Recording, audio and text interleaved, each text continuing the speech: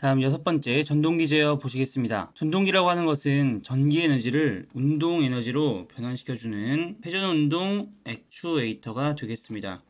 이 전동기를 분류를 해보면 교류를 사용하게 되면 교류전동기, 직류를 사용하게 되면 직류전동기, 특수전동기 이렇게 세 가지로 분류를 할 수가 있습니다.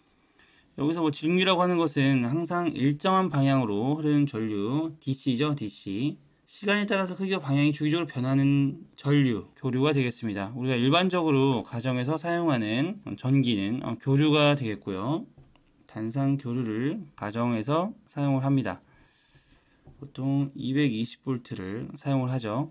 우리가 가정에서 사용하는 그 220V, 즉 단상 교류와는 다르게 산업용에서는 상위 하나가 아닌 3개가 필요가 하게 됩니다. 그것이 삼상 교류라고 하는 것인데요. 산업용 전기로 380V를 사용을 합니다. 이 삼상 교류는 서로 위상이 120도가 다르다는 것이 큰 특징이 되겠고요. 전압과 전류, 주파수, 진폭은 모두 같고 위상만 다르다는 거 알아두시면 되겠습니다. 그래서 교류 전동기부터 보면 유도 전동기와 동기 전동기, 경유자 전동기 이런 것들로 나눌 수가 있고요. 직류 전동기는 전기자와 계좌 권선 연결 방식에 따라 직렬이면 직권형, 병렬이면 분권형 이 두 개를 섞은 것이 복권형, 그리고 타여자형 이런 것들로 나눌 수가 있겠습니다. 다음은 교류 전동기입니다. 첫 번째로 유도 전동기가 있는데요. 이 유도 전동기는 단상이냐 삼상이냐에 따라서 단상 유도 전동기와 삼상 유도 전동기로 나눌 수가 있습니다. 단상 유도 전동기에서는 어떤 것들이 있는지에 대한 내용을 물어보는 문제가 자주 출제가 됐었고요. 분상, 콘덴서, 영구, 콘덴서형, 쉐이딩 코일형 이런 것들이 있다.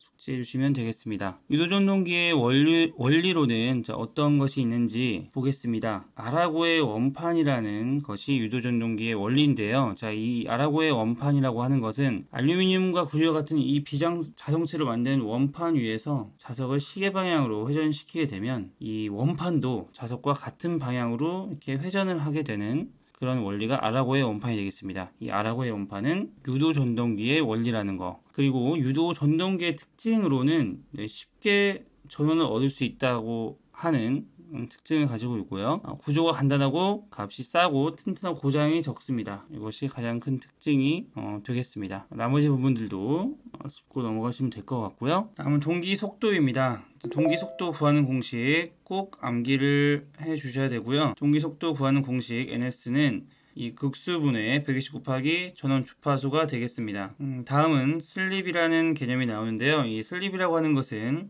이 동기 속도와 회전자의 속도 차이를 슬립이라고 합니다. 이 슬립을 구하는 공식은 동기 속도분의 동기 속도 마이너스 회전자 속도가 되겠는데요. 이것을 변형을 시켜보면 회전자의 속도에 관한 식으로 우리가 변형을 시켜주면 이렇게 변형을 할 수가 있겠죠. 이것이 슬립이 0일 때와 슬립이 1일 때 이 회전자의 속도를 상태를 우리가 알아볼 수 있겠죠. 슬립이 0일 때는 이 회전자의 속도와 이 동기 속도가 같은 상태가 되게 되고요. 슬립이 1일 때는 회전자의 속도가 0, 즉 정지 상태에 있게 됩니다. 그래서 우리가 이 두 가지씩 슬립은 동기 속도분의 동기 속도 마이너스 회전자 속도 이 식과 이 동기 속도를 구하는 식 극수분의 120 곱하기 전원 주파수 이 두 개의 식을 가지고 푸는 문제들이 굉장히 많이 출제가 됐었으니까요. 꼭 알아두시기 바랍니다. 넘어가도록 하겠습니다. 다음은 동기 전동기입니다. 동기 전동기라고 하는 것은 회전자의 고정 자기장과 고정자의 권선에 의해 형성되는 회전 자기장이 같은 속도로 회전하는 전동기를 얘기를 하는데요. 이것은 속도를 일정하게 하기 위해서 만들어진 전동기로 굉장히 값이 비싸지만 효율이 높아서 대형 전력 분야용으로 사용되는 전동기가 되겠습니다. 단상 유도 전동기와 삼상 유도 전동기가 있고요. 개념 잡기 문제 바로 풀어보도록 하겠습니다. 슬립에 대한 이 문제 기출이 됐었는데요. 이 슬립 S는 1일 때 회전자의 상태는 어떤 상태인가를 물어보는 문제입니다. 관련식 회전자의 속도는 1-슬립 곱하기 동기 속도였죠. 그럼 여기서 S가 슬립이 0일 때와 슬립이 1일 때가 있었죠. S가 0일 때는 회전자의 속도가 동기 속도와 같았었고요. 슬립이 1일 때는 회전자의 속도가 0, 즉 정지 상태에 있게 됩니다. 여기에서는 슬립이 1일 때의 회전자의 상태를 물어봤으므로 정지 상태, 즉 4번이 되겠습니다. 다음은 직류 전동기입니다.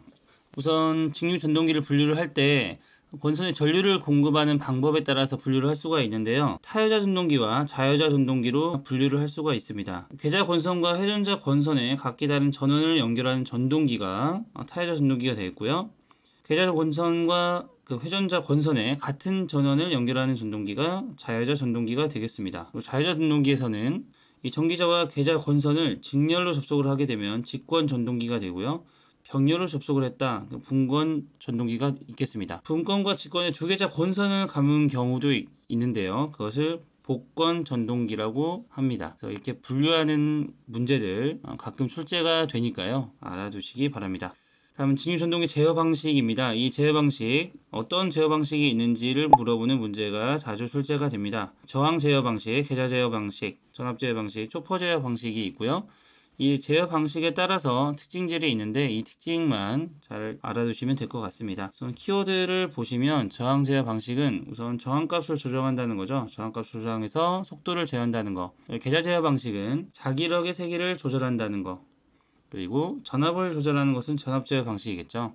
그리고 이 온오프의 반복을 통해 이것이 이제 초퍼라는 개념인데요. 온오프의 반복을 통해서 속도를 제어한다. 이것이 초퍼 제어 방식이 있겠습니다. 그래서 직류 전동기 제어 방식에는 4가지가 있고 이 저항 제어 방식은 저항값을 조정해 속도를 제어하는 방법, 그리고 자기력을 세기를 조절해서 속도를 제어하는 것이 계좌 제어 방식, 그리고 전압을 조절하는 방식이 전압 제어 방식, 그리고 온오프의 반복을 통해서 전동기의 속도를 제어하는 방식이 초퍼 제어 방식이 되겠습니다. 다음은 특수 전동기입니다. 우선 서버 전동기와 스태핑 전동기가 있는데요. 우선 서버 전동기에서는 직류를 사용하면 직류 서버 전동기가 되겠고요. 교류를 사용하면 교류 서버 전동기가 되겠죠. 교류 서버 전동기에는 이렇게 동기형과 유도형으로 구분할 수 있고요. 보통 동기형이라고 하면은 구조가 복잡하다고 보시면 되겠습니다. 유도형은 그에 비해서 간단한 구조로 보시면 되겠고요. 나머지 특징은 읽어보시면 되겠습니다. 스태핑 전동기라는 것이 있습니다. 이 스태핑 전동기라고 하는 것은 이 전기 신호를 받아서 일정한 각도로 회전시켜주는 전동기를 얘기를 하는데요. 스태핑 전동기의 특징으로는 회전축의 위치 검출을 매우 정확하게 할 수 있다는 것이 특징이고요. 가격이 서버 전동기에 비해서 저렴합니다. 하지만 이 큰 힘이 필요한 곳에서는 사용이 부적합하고요. 고속 회전이 어렵습니다. 스태핑 전동기 특성에는 이렇게 정토크 특성과 동토크 특성으로 이게 2가지 특성이 나오는데요.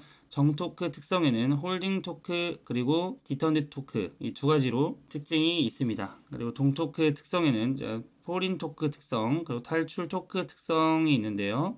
스태핑 전동기의 특성에는 어떤 것들이 있는지 종류를 물어보는 문제들이 가끔 출제가 됐었습니다. 그래서 스태핑 모터는 이 서버 전동기와 같이 이렇게 피드백 루프 없이 속도와 위치 제어 응용이 가능하다는 것이 가장 중요했고요. 회전 각도는 입력 펄스 수에 비례한다는 것이 중요했습니다. 그러니까 스태핑 모터는 이게 전기 신호가 들어올 때마다 회전 각도가 이렇게 변하는 한 펄스당 9도 정도 움직인다고 보시면 되겠습니다. 서버 모터와 스태핑 모터는 이렇게 피드백 루프 없이 재응용이 가능하다는 것이 이제 가장 중요한 특징이니까요. 이 내용 꼭 짚고 넘어가시면 좋겠습니다.